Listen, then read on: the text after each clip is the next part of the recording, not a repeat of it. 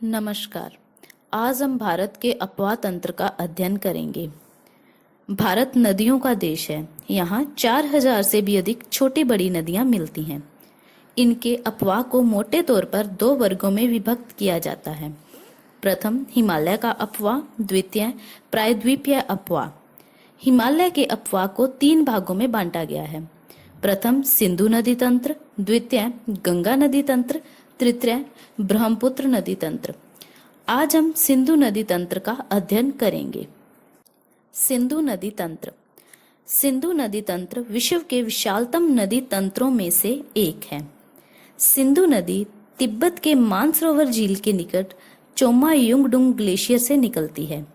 यह नदी पहले उत्तर पश्चिम दिशा में प्रवाहित होती है, फिर यह हिमालय पर्वत को काटकर दमचौक के निकट भारत में प्रवेश करती है। सिंधु एक पूर्ववर्ती नदी है जो नंगा पर्वत के उत्तर में भुजी नामक स्थान पर लद्दाख श्रेणी को काटकर गार्ज का निर्माण करती है। यह नदी चिल्लास के निकट पाकिस्तान में प्रवेश करती है।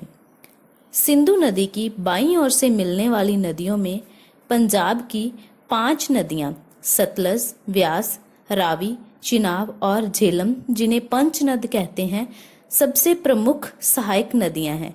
ये पांचों नदियां संयुक्त रूप से सिंधु नदी की मुख्य धारा से मिठानकोट के पास मिलती हैं।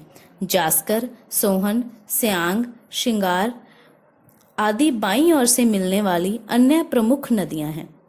दाईं ओर से मिलने वाली नदियों में श्योक, काबुल, कुर्रम, गोमल, गिलगिट आदि प्रमुख नदियां हैं।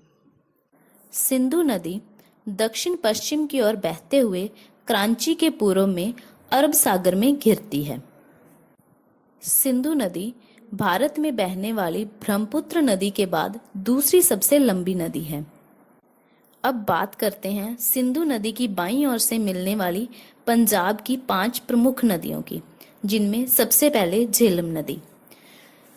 झेलम नदी का उद्गम जम्मू कश्मीर में बैरीनाग के समीप शेषनाग झील से होता है।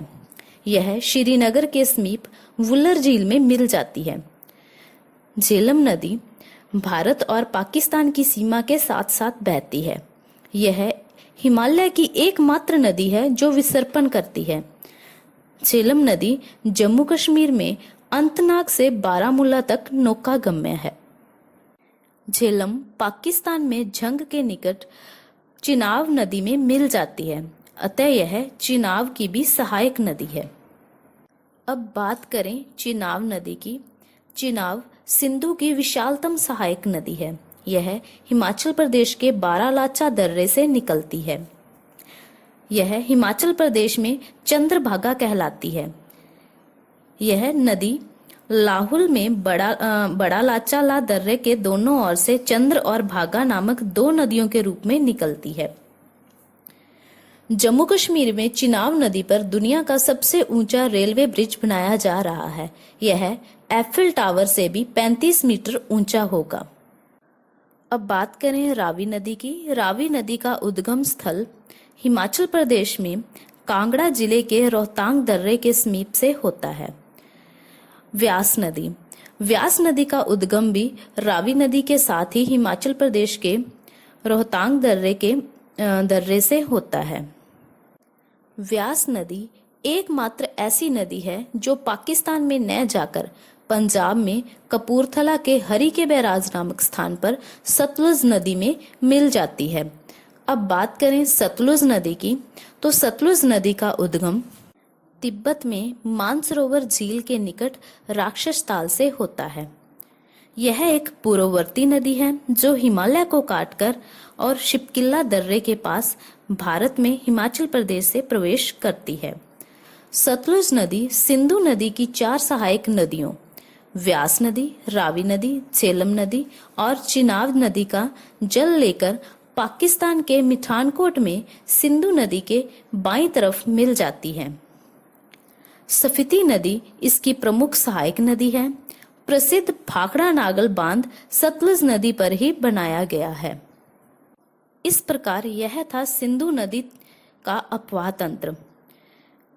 सिंधु नदी एक पूर्ववर्ती नदी है। पूर्ववर्ती अर्थात जो हिमालय के उत्थान से भी पहले बहती थी, और यह 3 देशों में प्रवाहित होती है, जिसमें चीन, भारत और पाकिस्तान है। और इसी के साथ इसकी सहायक नदी सतलुज नदी भी पूर्ववर्ती नदी है। वह भी 3 देशों में प्रवाहित होती है, जो चीन, भारत और पाकिस्तान है। धन्यवाद।